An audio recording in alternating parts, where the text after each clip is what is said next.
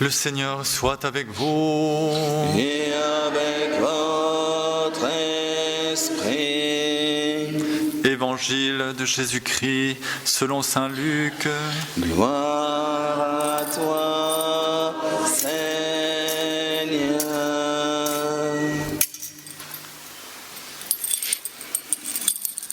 Certains disciples de Jésus parlaient du temple, admirant la beauté des pierres et les dons des fidèles. Jésus leur dit: ce que vous contemplez, des jours viendront où il n'en restera pas pierre sur pierre, tout sera détruit. Ils lui demandèrent: Maître, quand cela arrivera-t-il? Et quel sera le signe que cela va se réaliser? Jésus répondit: Prenez garde de ne pas vous laisser égarer, car beaucoup viendront sous mon nom en disant: c'est moi, ou encore: le moment est tout proche. Ne marchez pas derrière eux. Quand vous entendrez parler de guerre et de soulèvement, ne vous effrayez pas. Il faut que cela arrive d'abord, mais ce ne sera pas tout de suite la fin. Alors Jésus ajouta: on se dressera nation contre nation, royaume contre royaume. Il y aura de grands tremblements de terre, et ça et là des épidémies de peste et des famines. Des faits terrifiants surviendront, et de grands signes dans le ciel.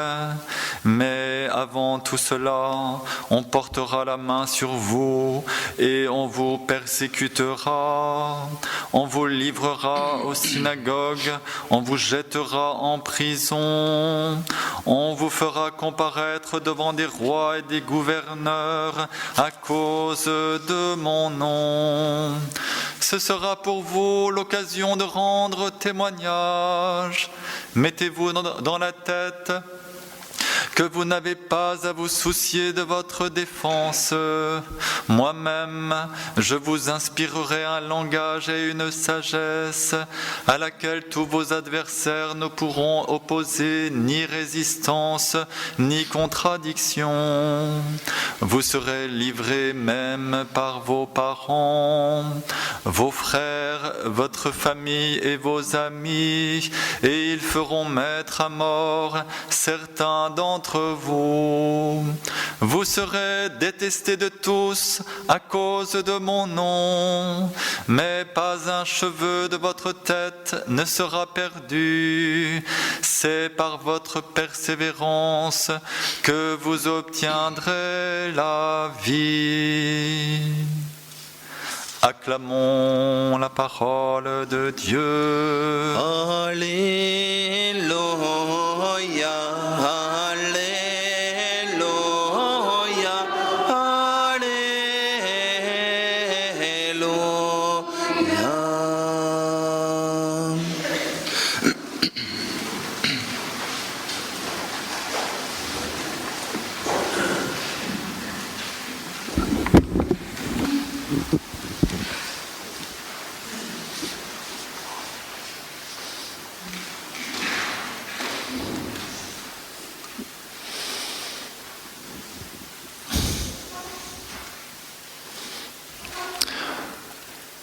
Alors cet évangile, c'est un peu difficile à entendre, mais nous allons dire que c'est une bonne nouvelle. Vous êtes d'accord quand même ? Difficile à entendre car Jésus nous prévient, ce qui nous attend, entre autres, n'est pas très drôle. Il y a une liste, on va la reprendre ensemble. Vous admirez ce temple, vous admirez cette chapelle, eh bien il n'en restera pas pierre sur pierre. Ensuite, vous allez être persécutés à cause de votre foi. Ensuite, il y aura des guerres. Il y aura aussi des catastrophes naturelles. Mais ça ne sera pas encore la fin.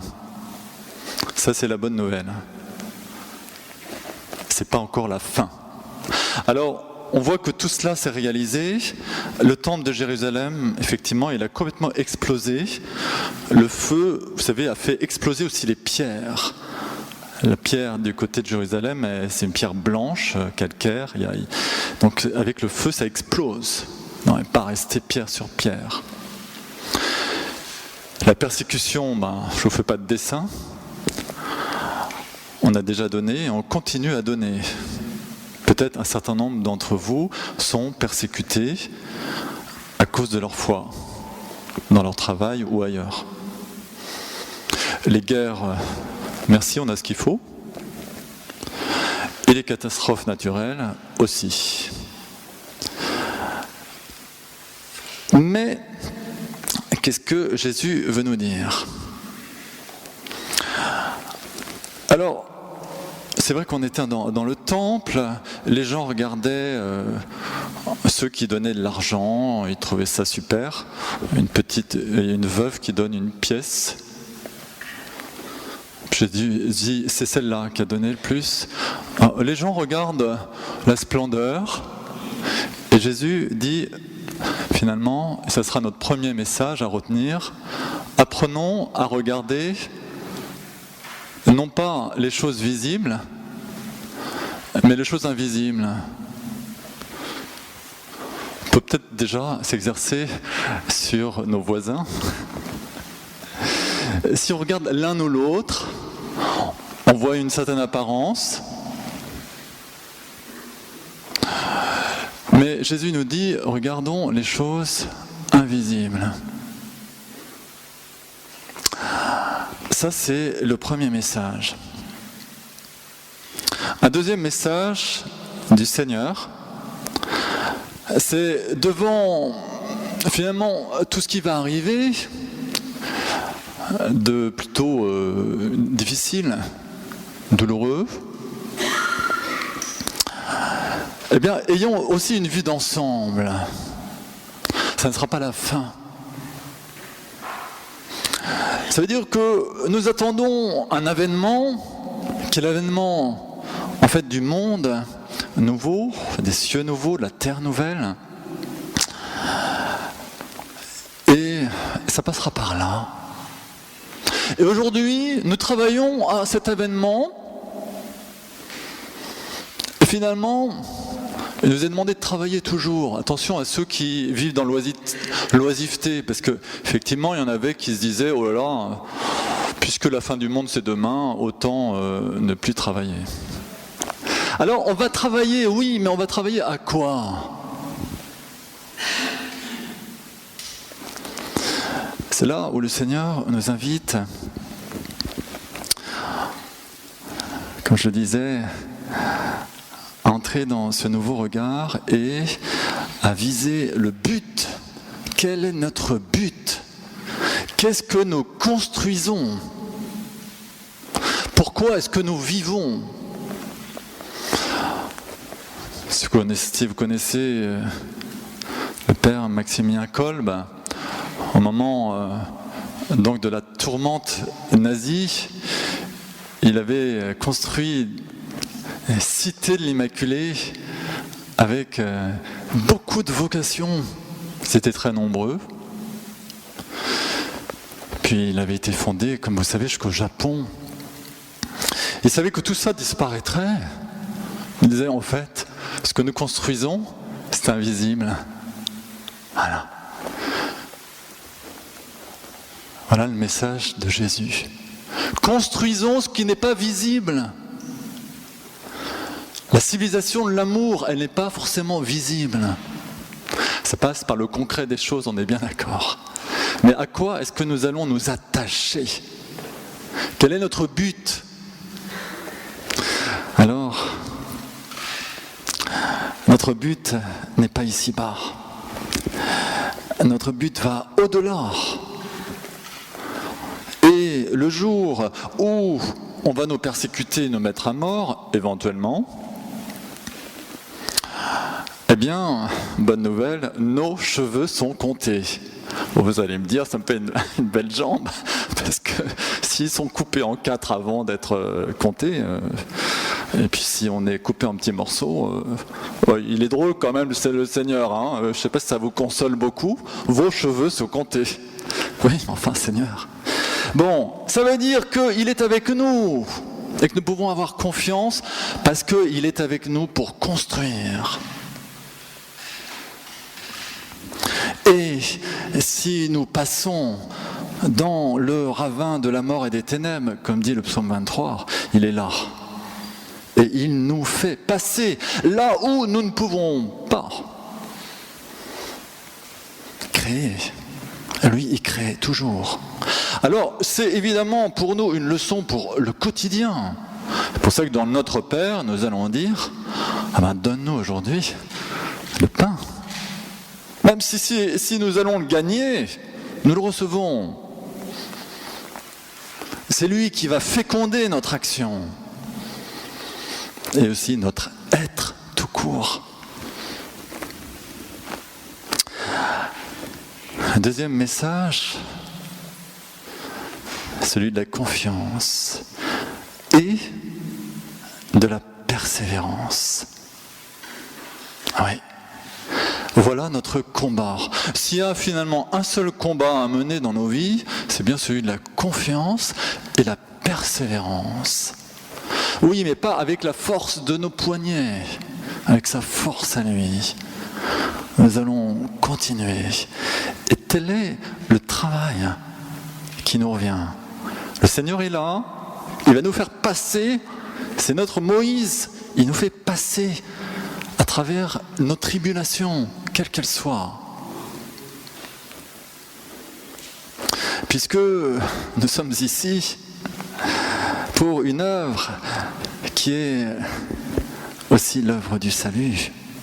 Je ne sais pas si vous connaissez cette parabole qui est donnée par le père Molinier dans son livre « Le courage d'avoir peur » que je vous conseille. Il dit, lorsque on se convertit au Seigneur, nous ressemblons à un pays qui était aux mains des brigands. Il y avait la guerre. Et puis, le jour de notre conversion, eh bien, les brigands disparaissent. Alléluia, tout va bien. Mais il y a un moment où les brigands vont sortir des grottes, parce qu'ils se sont cachés. Et ça, c'est le moment de la purification.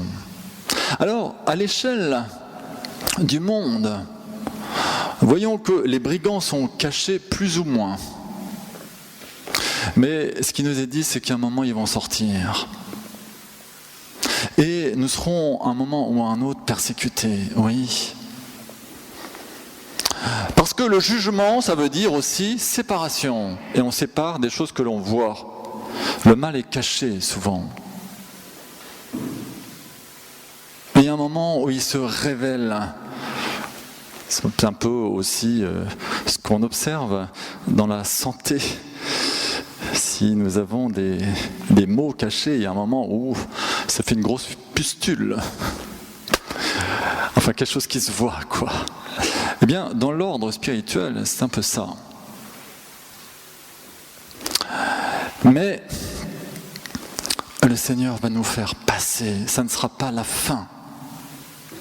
Car ce que nous construisons, encore une fois, c'est la cité qui demeure.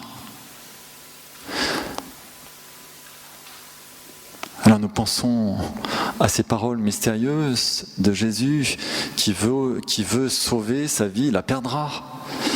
Et qui perd sa vie à cause de moi, la sauvera.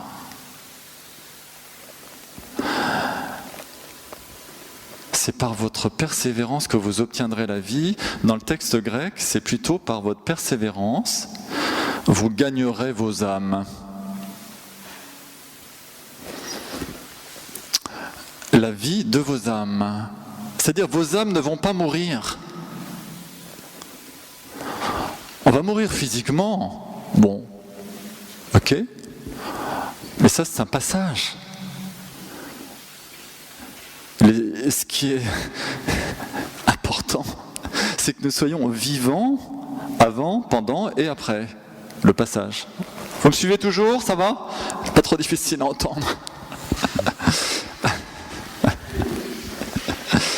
Moi, je me rappelle, une de nos amies, elle a été veuve assez jeune, elle avait 4 enfants.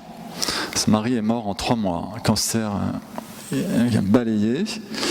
Et puis, il a fallu revenir à la maison pour annoncer la mort de son mari. Et puis, le numéro 2 de ses enfants, un petit garçon, 8 ans, est entré dans sa chambre. Et puis, après quelques minutes, il en est ressorti avec un beau dessin. C'était un grand soleil. Et puis, il avait dessiné son papa. Il disait, papa, il est guéri définitivement. Voilà. Il avait tout compris. Ce que nous visons, c'est cette guérison. Ce soleil de justice qui porte la guérison du cœur. Autant la voir dès maintenant, non ? C'est un petit peu aussi l'enseignement de saint Hildegarde. Si nous allons soigner le corps seulement, nous nous trompons. Il faut viser le salut. Et le salut va intégrer cette bienveillance vis-à-vis de notre corps, qui est tout, mais pas un espèce de recentrement égocentrique, toxique. Ce que nous visons n'est pas ici-bas. Et comme dit saint Paul, on peut le lire dans la 2e épître aux Corinthiens, notre homme extérieur se détruit. Mais celui qui est à l'intérieur se renouvelle de jour en jour. Voilà la guérison que nous visons, y compris à l'école de saint Hildegarde, qui nous parle des vertus, le moyen de guérison, les vertus que nous allons acquérir, mais surtout recevoir dans le Saint-Esprit. Alors, et nous allons conclure avec cela, nous fixons nos regards, en effet, non pas les choses visibles, mais sur les invisibles. Voilà. Alors, comme disait le pape Jean-Paul II, n'ayez pas peur. Demain, il y aura peut-être un tsunami ici, on ne sait jamais, on est assez proche de la mer. Moi, j'y pense de temps en temps. Il paraît qu'aux Philippines, là, il y avait 5 mètres d'eau au-dessus du centre-ville. Donc moi, je me dis, ici, on n'est pas très loin de la mer. Bon, Seigneur, comme tu veux. Enfin, si tu veux bien, nous, on ne préfère pas. Enfin, voilà. Mais n'ayez pas peur, nous dit Jésus. Ne vous effrayez pas. Seulement une chose, ayez confiance. Allez-y, témoignez, soyez mes témoins, puis persévérez. Persévérez dans le choix de la foi, de l'espérance, la charité. Si tu es dans la persécution, continue dans la foi. Continue à croire. Continue à être en alliance avec la personne du Christ. Dans l'espérance, ne te désespère pas. N'aie pas le cafard. Accroche-toi à l'espérance. Et enfin la charité. Pas de révolte, pas de haine. Contre qui ? Voilà, la persévérance. Choisir avec Jésus de servir la vie, de construire la vie, même si nous sommes sur la croix. Construisons avec Jésus cet homme intérieur et cette cité de la civilisation de l'amour. Oui, Seigneur, étends encore ton Saint-Esprit sur ton Église et sur chacun de nous, afin d'ouvrir nos yeux et nos intelligences à ta sagesse. Et viens encore nous fortifier dans la foi, dans l'espérance et la charité. Amen.